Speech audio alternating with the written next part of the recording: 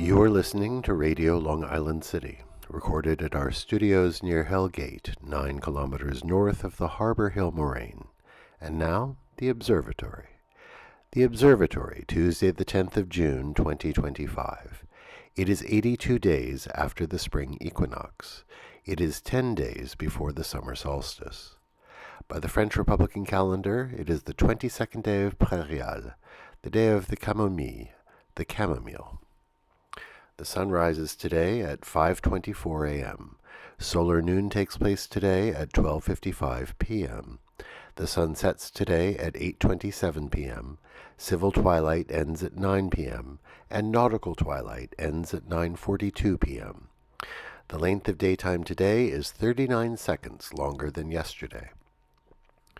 The moon is in its waxing gibbous phase and is 99% full at midday. The full moon will arrive tomorrow. These are the predicted tides today for Horns Hook. In the wee hours, low tide, 4:17 a.m., 15 centimeters.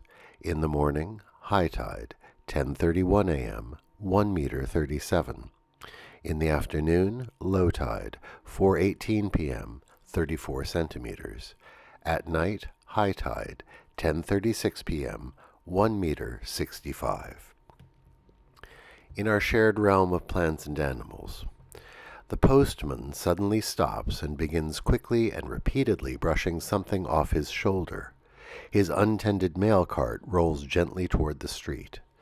Recovering, he says, "It was a spider. Look, there it is," and he points at a small spider on the sidewalk. Suddenly, a flying insect dives on the spider, wrestles with it, and kills it. The insect begins to devour his prey. "That's nature right in front of you," says the postman. Commemorations.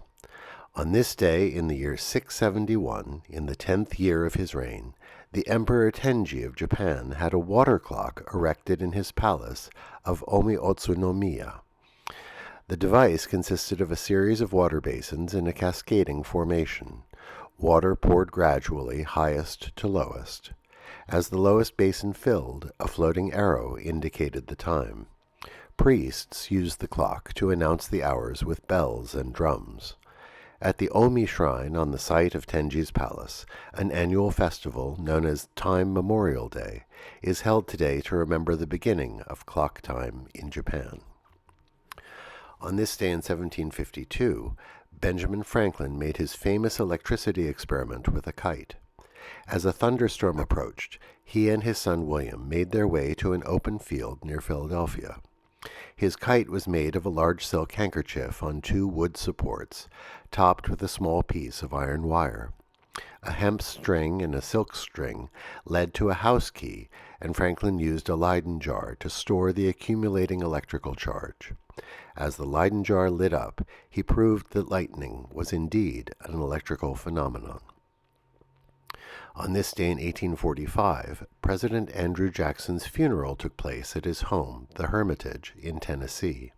His African gray parrot, Paul, was present, but had to be removed as it began to shout out swear words. One witness wrote this account. "Before the sermon, and while the crowd was gathering, a wicked parrot that was a household pet got excited and commenced swearing so loud and long as to disturb the people, and had to be carried from the house." Parrot Paul's coarse send-off is probably appropriate for a troubling president who, though he radically expanded suffrage, was also the architect of the Trail of Tears. Remember Judy Garland, born on this day in 1922. Finally, today is National Forklift Safety Day, observed each year on the second Tuesday in June.